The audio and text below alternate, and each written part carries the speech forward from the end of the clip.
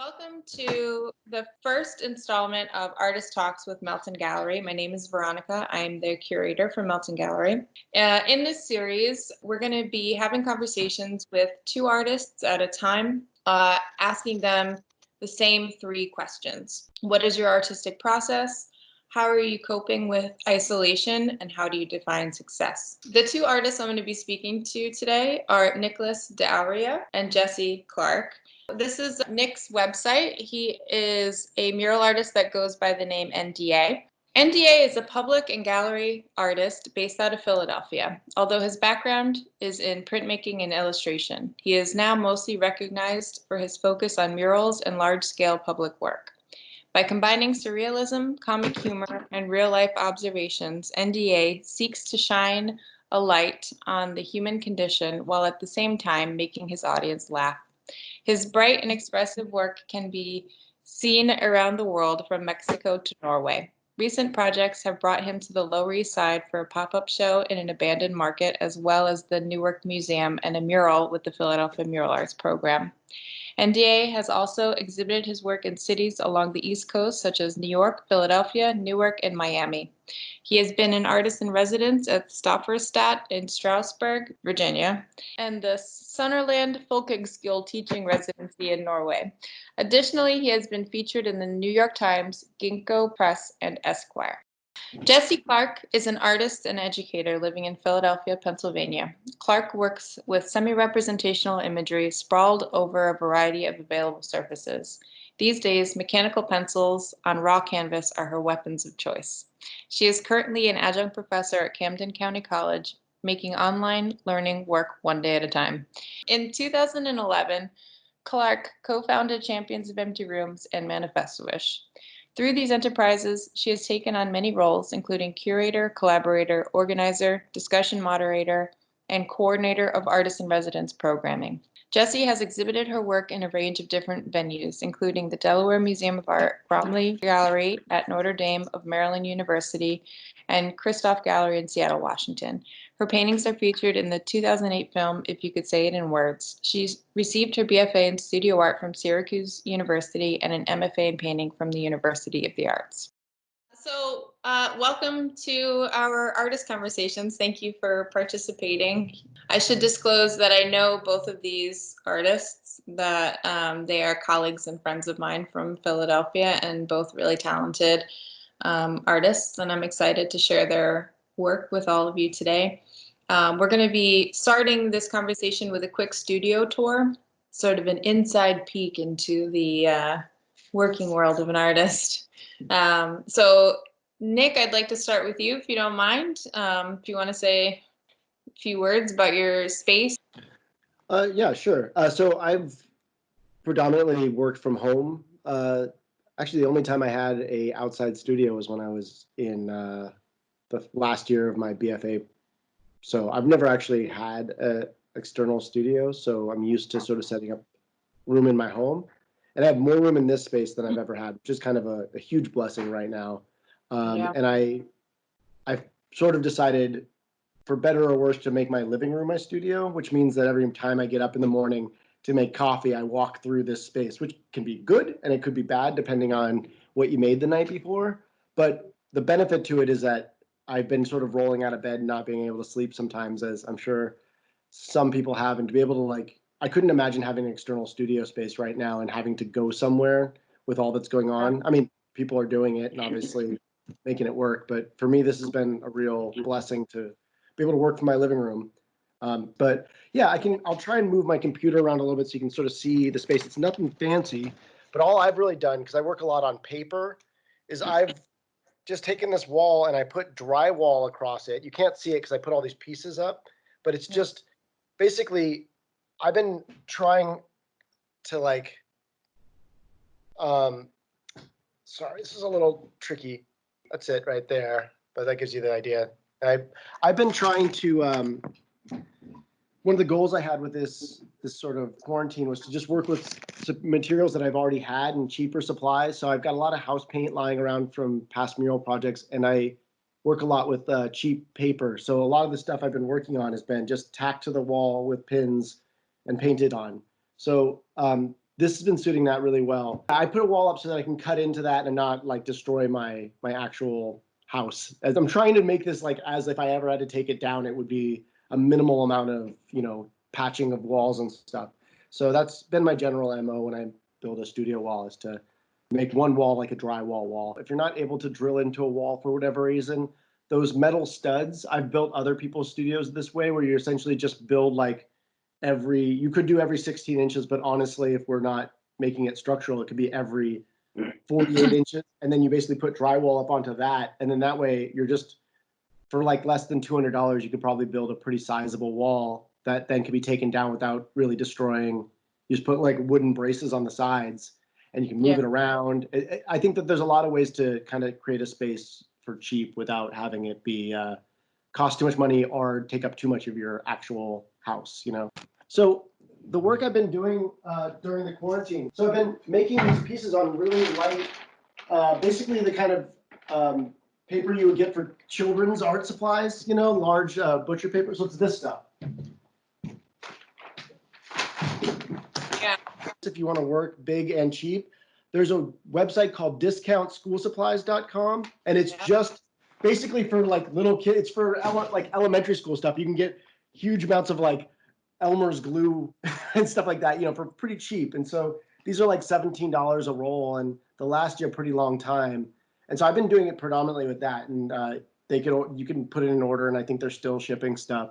So that I just get an assortment of colors and use those as my base. But what I've been doing during the quarantine is essentially not having a plan with the project. I'm just starting something and then reacting to that with either another color or pattern. So this one here that you see, I just started with the red squiggle kind of with a brush and did that. And then I started adding on to that without really quite knowing where I was going to go with it.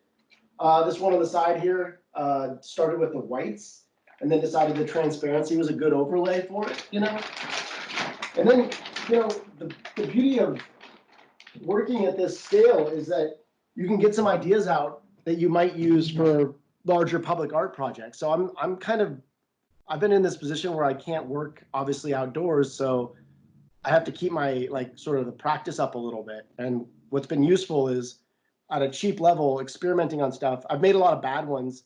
Not all of these are even that good, but I made some that don't go up on the wall, but it would cost a minimal amount to have those, and then they kind of just go in the trash if they're not good. So, I think using the time to experiment has been good.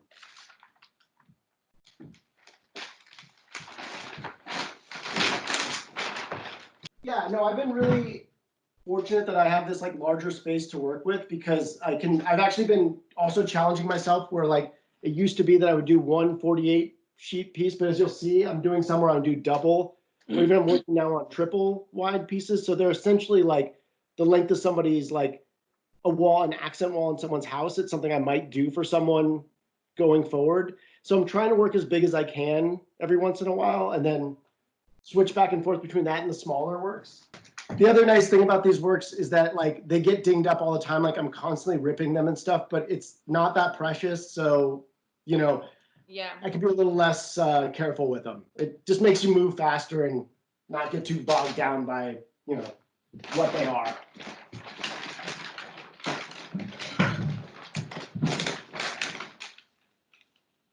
So pro tip, if you do make a painting on this typed paper that you like, you can paint the back of it with gesso, or even just house paint, and it'll make it more sturdy. So yeah, just like this one, I just sort of started, I believe I started with making the shapes in pencil, and then I decided I wanted to use, and again, I'm using what I have available. So I think I had this blue I started with, and then went with a warm color after that, and then just kind of kept bouncing back and forth until it felt balanced enough. And I might add another layer on top of it, but I've also been trying to figure out ways to, I just got an iPad and I don't really know how to use it. So I might take a photo of it and then add another layer on the iPad just to kind of see different variations without actually putting the time into doing it on here. So I'm trying to learn some new programs while doing some analog things that I'm familiar with, and balance the skills out, and keep it a little bit of old stuff, a little bit of new stuff. Yeah, it sounds like you're really adding to your vocabulary, basically. If patterns are your language in your personal artwork. You use a lot of patterns.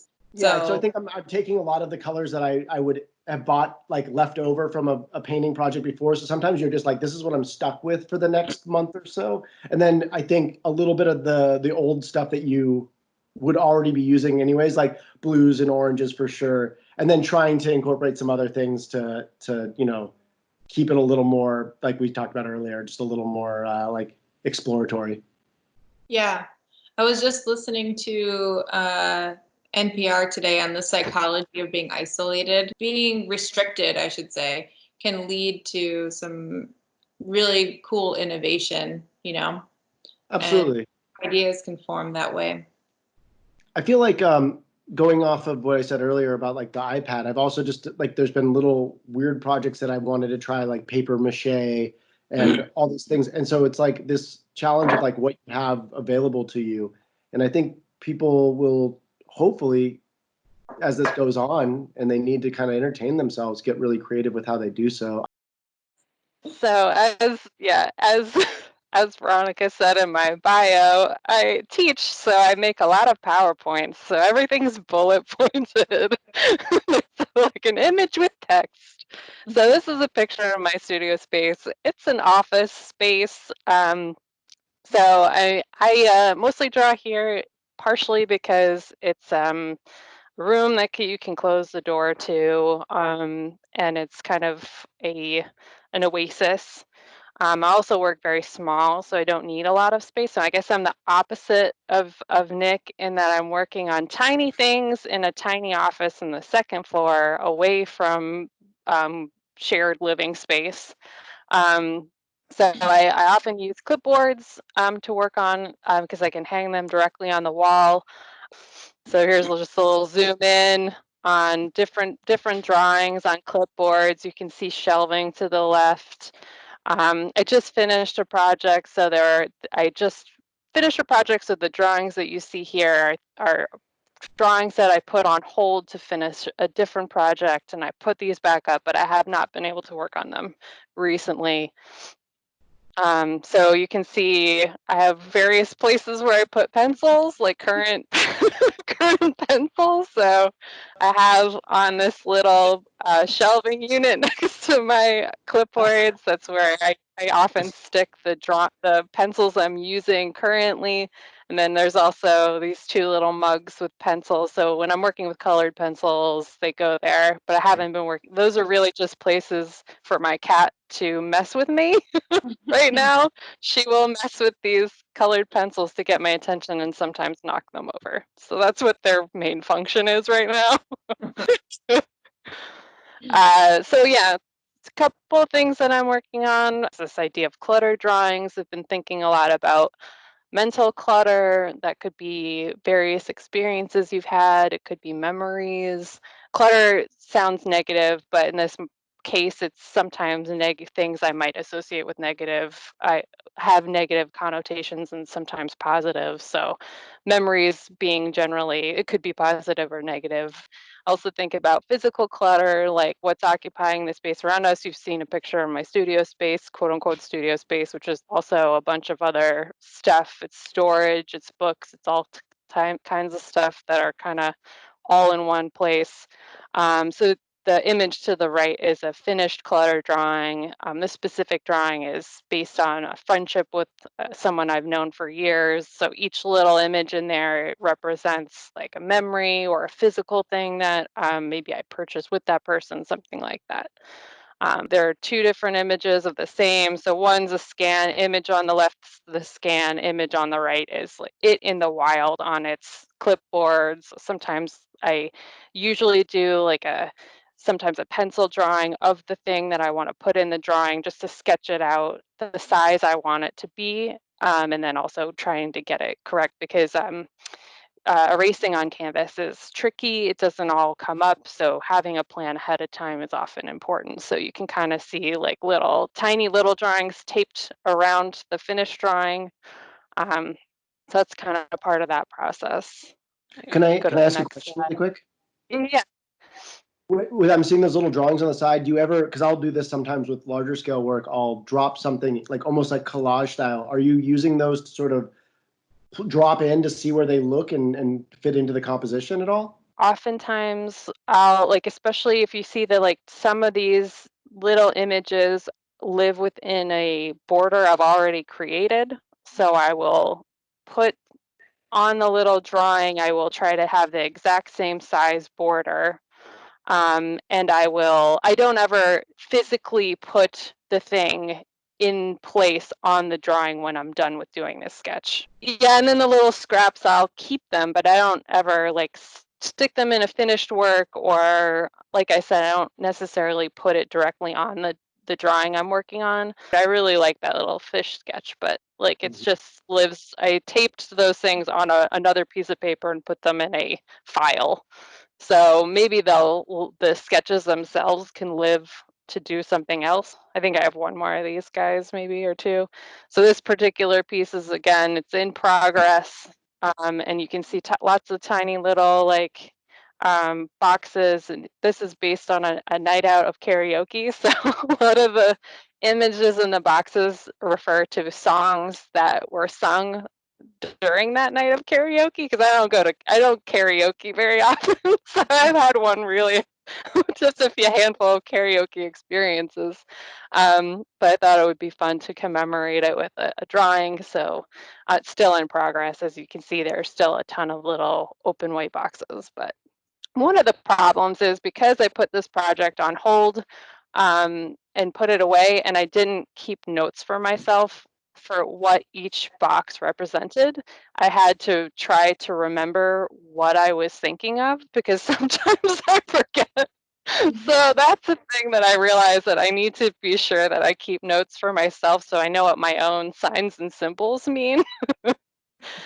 So this is that image that was on the first clutter drawing image I mentioned. This is a ode to a friendship.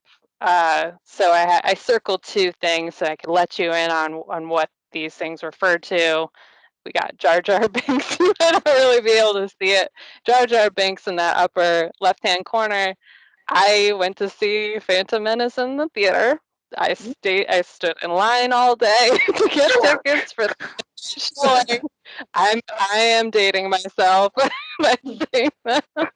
So I went with this friend of mine, and so I put Jar Jar Binks up there, and then I also put that's a mixtape. The other circle is around a mixtape or a cassette tape, because a lot of mixtapes were made and traded between my friend and I, and was a point of bonding.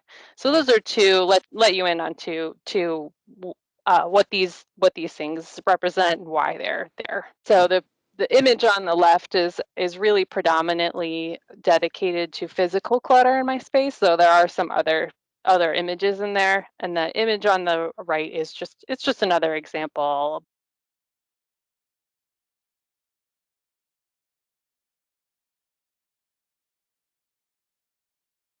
This is the project I mentioned that I just finished. It is a comic book that is called The Museum of Sleep. I have a comic book coming out with a friend and colleague of mine. He did half of the comic and I did the other half. My half is about a non-human entity that enters dreams to better understand human beings. It's nearing completion. I have a couple of scans to do. I think I'll be done. So this is an image of the cover in progress, because the entire comic is actually done on canvas, graphite on canvas. I will sketch each panel out first. I do the panel separately, partially because I thought it would be interesting in the scanning process to have different backgrounds.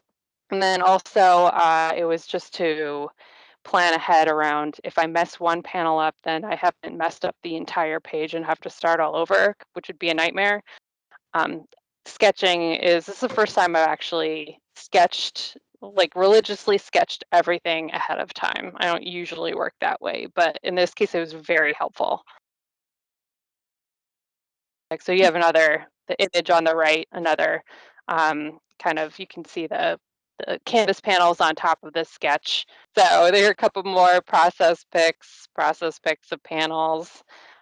Is that the non-human entity on the right? So yeah, that's him standing before his wall of like the idea is my working idea is that he or it, I should say, enters through dreams by way of these like this wall of frames. So the way of incorporating the clutter drawings that are already doing these ideas with all these like boxes. So he has I keep calling it he, but I don't know how this entity identifies. So um this wall basically has this is how the entity enters the dreams is my thinking. Okay, I gave you a couple scans of finished pages, so like working scans, not completely. I'm like I have a few versions of these scans just to give you an idea of how these loose panels will look. I had originally thought that I might change the color in the background for each scan, but in the interest of time, I just stayed consistent with gray. I think it still adds a little something to make them pop a bit, but in the future, probably be interesting to use different colors in the background if I keep making comics. I think that experimenting that with that would be interesting, but I just I didn't have it in me to do it this time around. Well, when Jesse was talking about clutter and how it's useful, essentially, or at least that's like I was thinking about the difference between our ideas of clutter. Like I looked at your space, and your idea of clutter is very still contained, and I like legitimately have like scraps everywhere, and at some point it gets to be too much, and it can be a negative. But I've actually had moments where I will embrace that a bit, and multiple like offcuts of pieces. You cut off a part and it falls on the ground. I've had moments where like those two things interact with each other, and that gives you new ideas for something going forward. So being able to actually use clutter for your like to your benefit can be like an interesting way to kind of work with being a messier artist or a less messy art, like whatever your process is. And then the other thing I was thinking about is when you like remembering what you're going back to in terms of like a style or an idea, or like going back to revisiting an idea. I often find that like with some of the pattern work, especially if it's like more meticulous small drawings, I'll have a certain brush I was using and was using a very specific thing, but then I'll quit halfway through and decide to revisit it a week later. And the way I go about making that mark is just it can't be the same because either I've had less coffee or more sleep or whatever my mind frame is. And so it's like trying to embrace the fact that like a section of that drawing now is a different feeling. When I was looking at those clutter drawings, I thought of the mind maps or the brain maps. Nick, have you ever made a brain map before? No, but I'm familiar with the idea, yeah. It's a lot like that. And the reason those are good brainstorming techniques, because designers use them to come up with ideas for things. And I don't know, CEO executives use them and stuff. It's a way of emptying information out of your brain in a way that's structured more like the way your brain works. Your brain does not work like a spreadsheet, unless it does, in which case, congratulations. The world is but It's a very specific kind of artist that has both the way can be creative and also see the world that way. Yeah, I mean, as far as like the Nick, what you're talking about, like clutter, how you treat your space, I definitely feel like for me, so one thing that I remember kind of being told in grad school and kind of laughing at was just that you shouldn't make artistic choices based on like your living circumstances. Like the art needs to be the art and it needs to be separate. Like that, your choices need to be based on what the art needs, not on like something else, which is like a wonderful sentiment, but it's just not like the reality for people. So like I've lived in rental properties for like my entire adult life, and I'm always afraid of having to pay for the damage that I've accrued. So I become more and more careful and carefuler, and so everything gets scrunched in even more, and to the point where I'm like, just don't create any kind of damage. Like, don't create damage. Keep it contained. But like, I don't think that has to be a bad thing necessarily. It's just like part of like life, like it's forced on you. I think sometimes, I don't know. It's just a I'm very thought. mindful that like my situation is a lucky one in that like I don't have roommates, so I'm not affecting other people's lives, and I have this space that I could work with that's my own, that I'm just gonna have to fix it at some point for myself.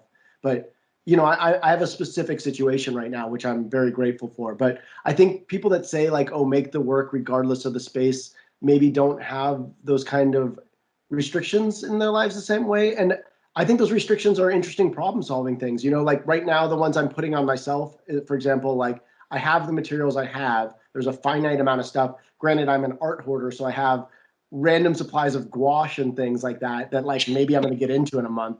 So I have options, but I only have the options I have. So those are the parameters, because spending money on art supplies right now, I have to keep it pretty close to the vest that way, because I don't know when the money's coming in. So you make these kind of rules for yourself to stick with, and then in those rules becomes like a cool creative problem solving device. So you're doing that, and I think everybody who doesn't have like a giant factory to work in is essentially doing that, you know, and that's just the reality of your situation.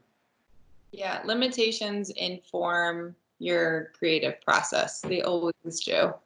Do you have anything that you want to show us that kind of helps explain your process a little bit? Sure. Yeah, I guess I can talk about what's been happening more recently, because it's sort of been a bit of a pivot in terms of the work I'm doing. Kind of more in line of what's going on in the background. I think I started being more of a figurative painter, more representational, and then have been trying to figure out this way to incorporate analog things into my digital designs, and then incorporate make those two things then be the final product. So it's like something I would make with my hands, put into a digital context, and then reimagined on a wall, you know? And so to that end, I've been sort of almost working like digitally in collage a little bit.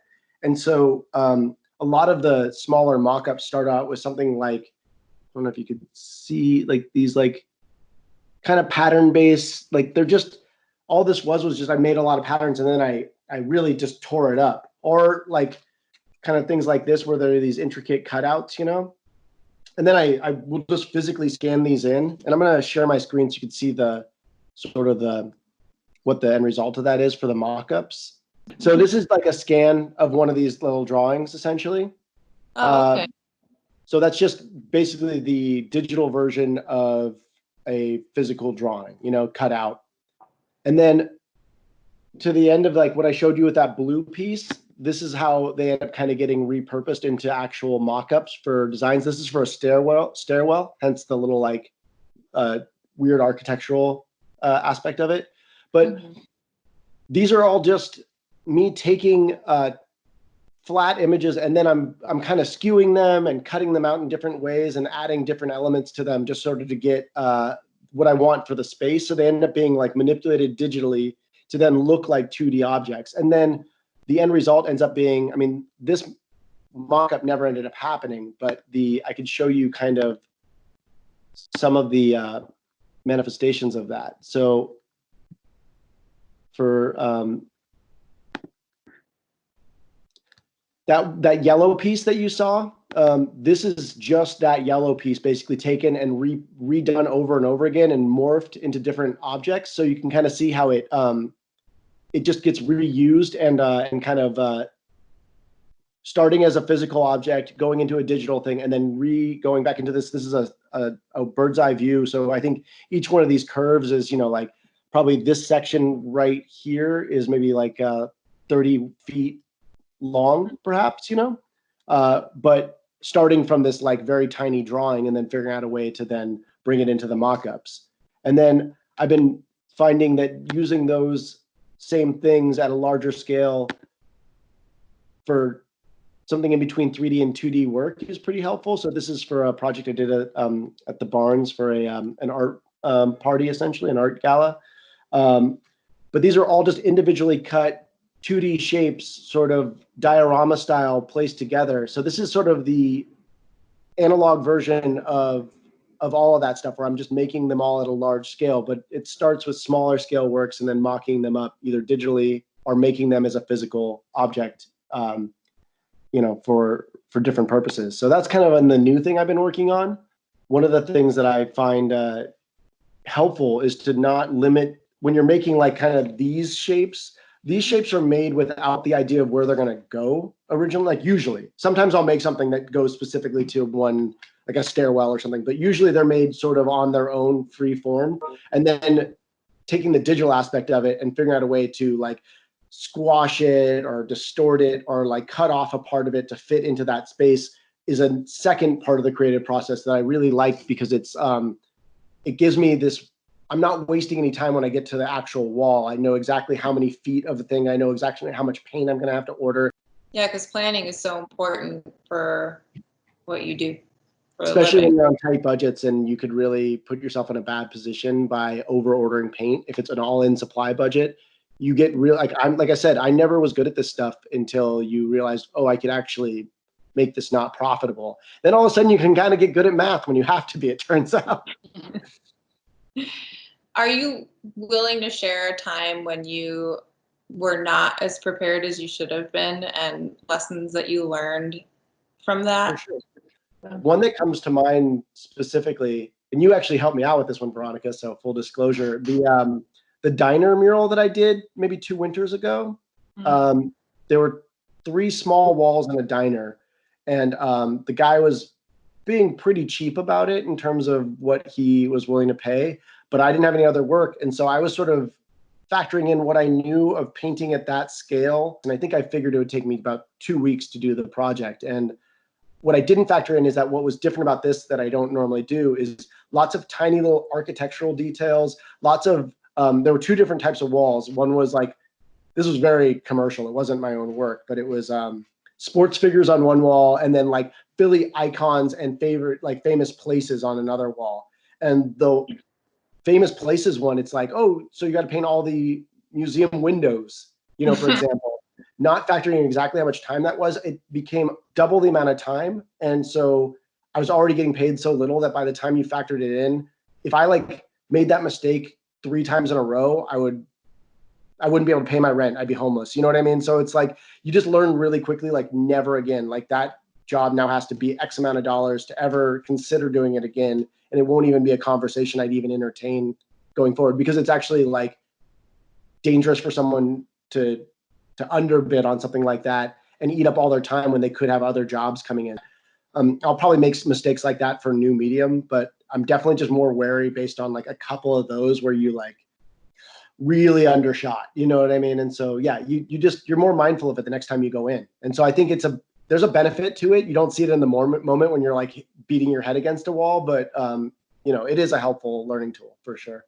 Well, what about you, Jesse? How does art play a role in your life in general? And then I know you talked a lot about your artistic practice in your slideshow, but just more specifically, like why canvas, for example? You seem to be drawn to mechanical pencil on canvas, and the stylistic choices that you're making have become more streamlined, it seems like. Yeah. So, yeah, I think as you said, talked a lot about how some of the steps of a drawing, but like how I started. When I was in undergrad, I was really into painting, and then drawing was not a strong suit for me. I felt less comfortable. I was like felt a little bit like more paralyzed by like a blank page. I liked drawing on like scrap pieces, like the back of ink drawings I had made. I didn't feel comfortable drawing on just a big blank white piece of paper. And I think I still don't really like doing that as much anyways, because I feel it just, but for whatever reason, like canvas, maybe it's because it's textured, maybe it's because I think partially because it's textured, you're responding to the texture of it itself. There are things that you can't do because depending on like the weight of the canvas, you may have a big canvas bump somewhere that you can't physically draw over in a way that you would like to. But again, like we've talked a lot about parameters, like there are things that gives you, there are things that it takes off the table for you. I also work with something that they call parachute cloth in mural arts. I think one of those drawings were up on that original like kind of group of drawings that you showed, that also has a certain texture to it and does not like it when you try to erase.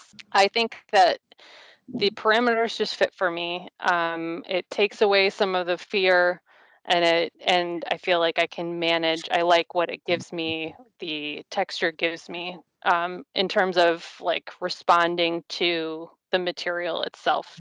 But in terms of like what my work life looks like, my practice or whatever, because I'm teaching right now and dealing with the move to online teaching, I haven't really been able to physically make work as much now. So I am trying to get into the place where I see, like, it's been feast and famine for me over the past few years. So I'm trying to look at and a lot of the famine is in conjunction with teaching, and that in many ways feeds how I look at art, and at some point feeds back into the things I make. So I'm trying to look at that as being not apart from my quote unquote artistic practice, but part of it. I think over the last few years, I've gotten less focused on making sure I'm producing a certain amount of things and being okay with the like thought process around art. That's a really hard life lesson to learn because your identity is becomes very much tied to your productivity.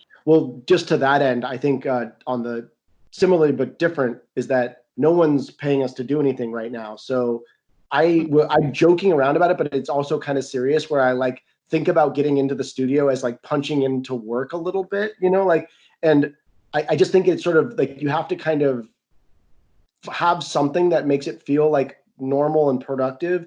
The idea of how you quantify productivity right now, it just has to shift a little bit.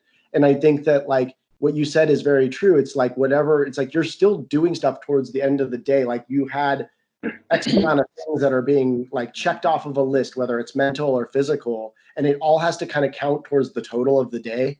So I had another one here that oh yeah. And then earlier what you were talking about with like materials and like the parameters behind them.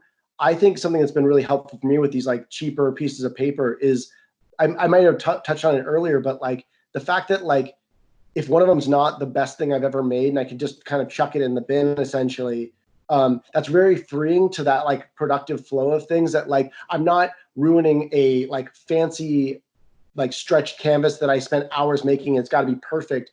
To me right now, what I'm looking at is like quantity over quality essentially, or like maybe there's some quality in that, the discovery, but I don't get there if I only have 2 things to work on. I get there if I'm working on 20 of them. And so finding cheap materials and things like that, like I'm a real like proponent of that because I think that it gets people making more things. I think as a teacher, you try and get people to not make that one amazing drawing, but make 20. And then I'm trying to like give myself that same kind of goal. I might adapt it going forward to some of my work, but what I've been doing is kind of starting a piece without a full understanding of what the end result of it is. So I started, I think, with one sheet of paper, these 48-inch sheets, and I just started marking. I believe, if I can't remember, it was a long time ago, but I think I might have just made this shape and then this shape down here, and that was it. And then I sort of like stepped back and would make another mark, and then started adding these darker, like thicker lines to make weight to certain ends. But it was just became this like conversation with the piece as it was being built.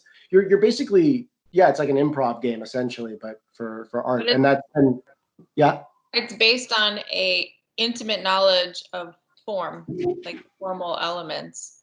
I think right now what it's like you're basically taking all the tools that you had before this point, or at least that's what I'm hearing from some people, and then figuring out how to like kind of mash them together to make something new a little bit. So I am excited to see what a lot of creative people come up with during this time, because I think it's people got to get creative, Both of you work pretty intuitively.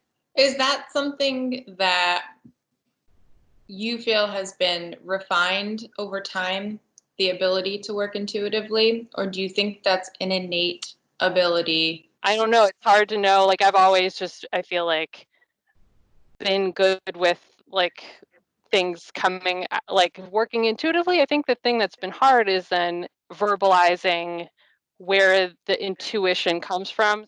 When I was first drawing things, like I wanted it to look exactly like the recreation of this thing. If there was a photo, if I didn't make it look exactly like it, it was a failure. I think for me, I have enough tools in my bag. Like this, you said, oh, you could see letter painting. It's because like I'm employing things that I learned about sign painting back in the day. And I know that I can at least make a competent line at this level and it won't look terrible I think I have gotten better as a craftsman. You know what I mean? I genuinely believe I've honed some skills. But the thing that's way more important than that is that I just genuinely, even in professional things, I would say I'm getting better at this. But certainly my personal work, I'm just less.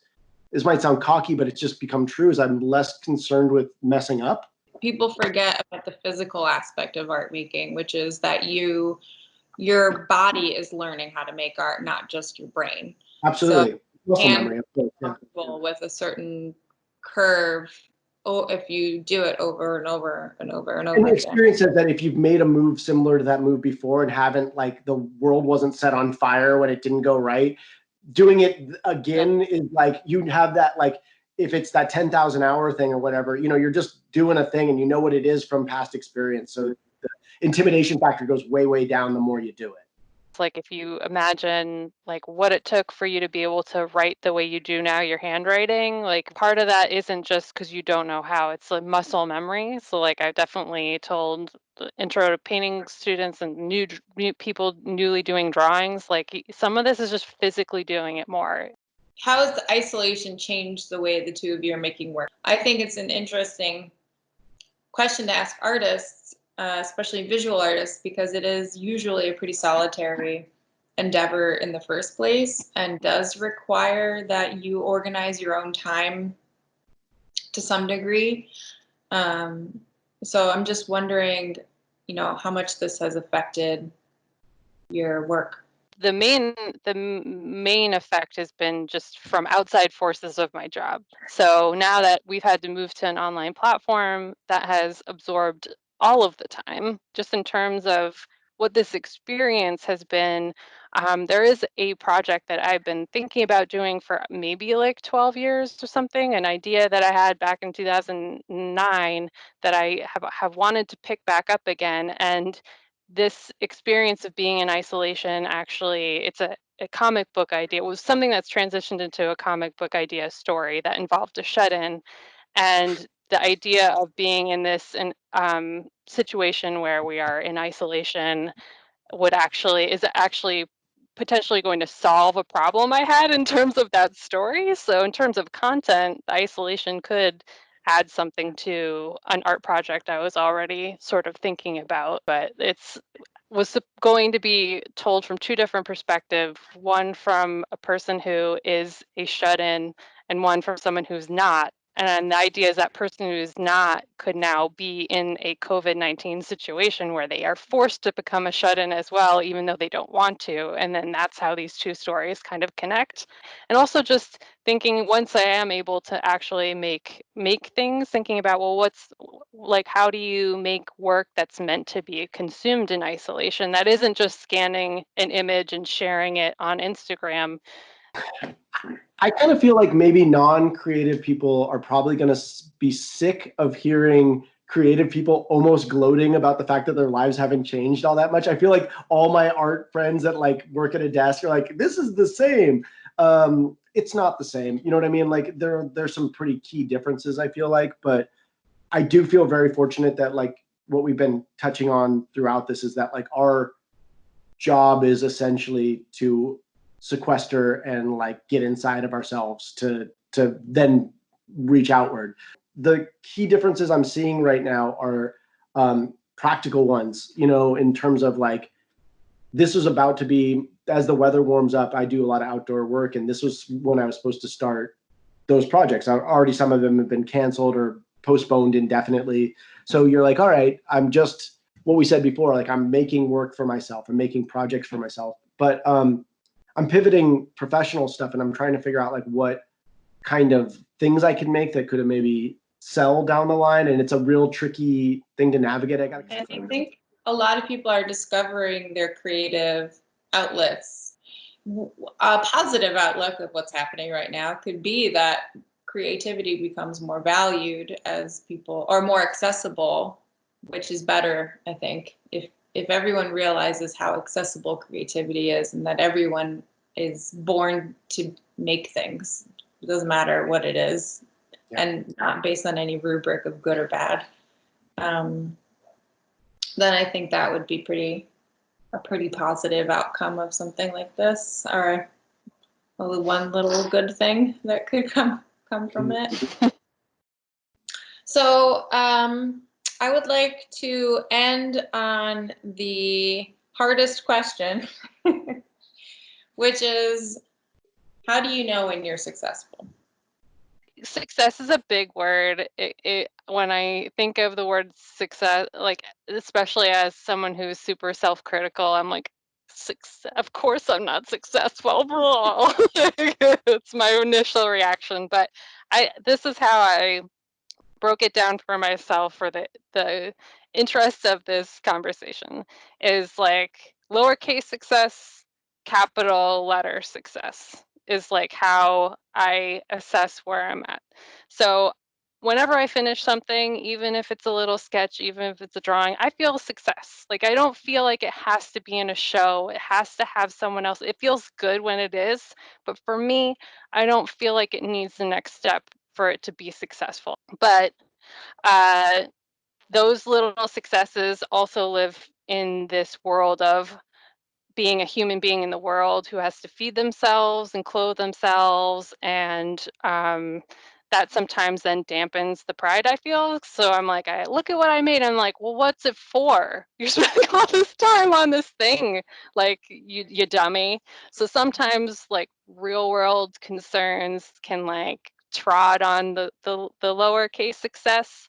So for me, uppercase success is stability, like finding a place where I'm stable and able to continue to make the things I make, whether they go out into the world or not, is how I would define uppercase success. The end point isn't the same for all of us, but like some people really want to be shown in galleries. They want to be in a museum. They want to be known by many. They want to be famous. That's their success. That's the goal they're looking for. And then for someone else, maybe just like the example that she put forward that I attached to is this idea of there being like a barbershop in the front with the studio in the back. The barbershop supports the studio, and that way you can be free to make whatever you want. It's whether they go somewhere is not really the important thing. So for me, I'm like, that's me. I want the barbershop. So the uppercase success for me is trying to find the barbershop, if you will, that will create stability in my life. So I feel like that is maybe like I'm not fully there. It's a really thoughtful, good answer. But you can't have the feeling of success without struggling for it. I don't think it's otherwise you don't feel like you did anything. So the uppercase success should take many years to achieve if you think about it. Otherwise, it would be another lowercase success. I like the categories. I think that's like a good way of breaking it up, because I think if you have big goals that are going to take a long time and you're not seeing, like, it's a slow moving like glacier of a goal, I kind of like that way of doing it. I think for me, we have a different, when you said I didn't want to make this the way I made money, and I don't ever think that was going to be the case for me. Like, it wasn't what I went into art making for. I sort of like stumbled into it and then saw a context for it. So the lowercase and the uppercase, if I'm going off of that, are like two different things a little bit for me. Like, but the lowercase is the same. It's exploration. It's like little drawings. It's like the end of a day that you got, a project like that you wanted to like kind of overcome a little thing, and you at the end you liked the thing that's on the wall. I think I feel very fortunate that I was raised in a family that didn't nobody was pushing me to be a lawyer or a doctor. They saw that I was an artist, and like that was okay. They were very upfront about it. Like, artists don't make any money, know that. And my mom was a ballerina. My stepdad,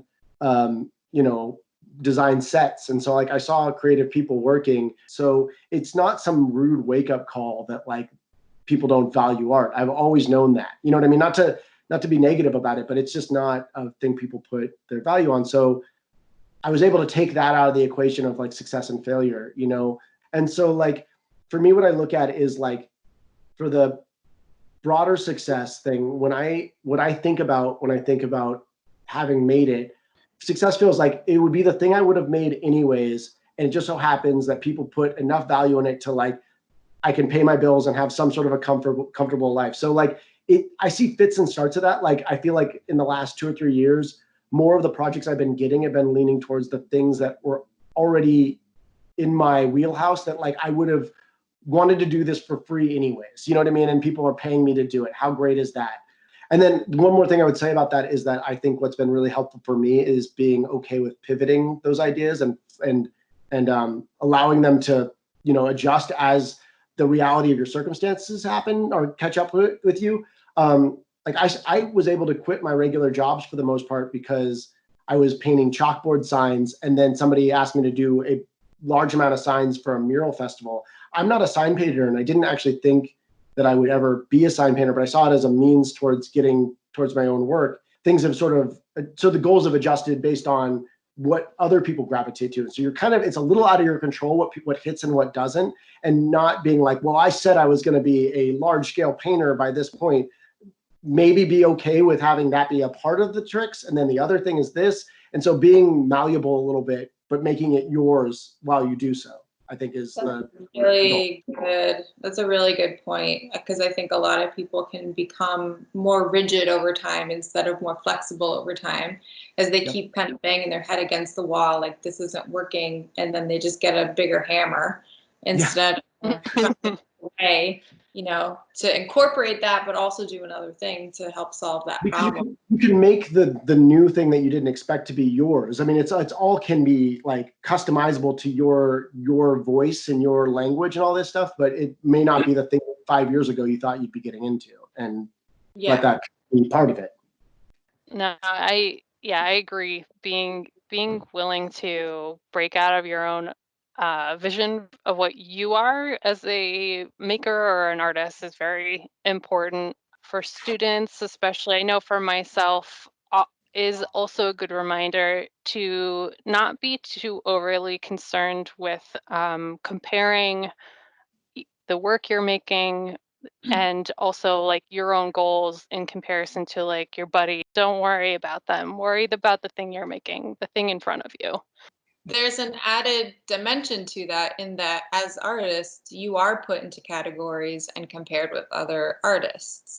I think some of my favorite like artists over time, if I look at them, they're kind of genreless a little bit. I went to a retrospective for Frank Stella maybe 3 years ago, whenever that thing happened at the Whitney. And it's like showing his early work where like, I never really felt one way about the early Stella black paintings. They were cool, but like, then it just goes progressively like, oh, I'm adding color. Oh, it's jumping off the page. Now it's like these giant silk screens. And then he goes into like totally like nut job artwork where you're like, you're 70 and you're making sculptures out of car parts. Like, good on you. You know, that to me is like, that's the goal. Yeah, to be so stellar and amazing that you make your own category. Yeah, I just want to be like Frank Stella. Is that so much to have? Jeez.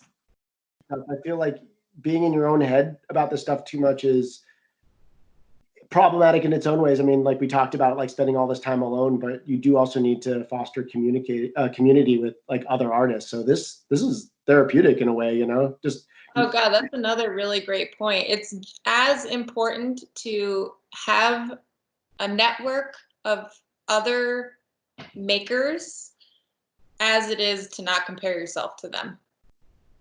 This wasn't supposed to be an advice video, but yeah, I'm hopeful in seeing how people persevere.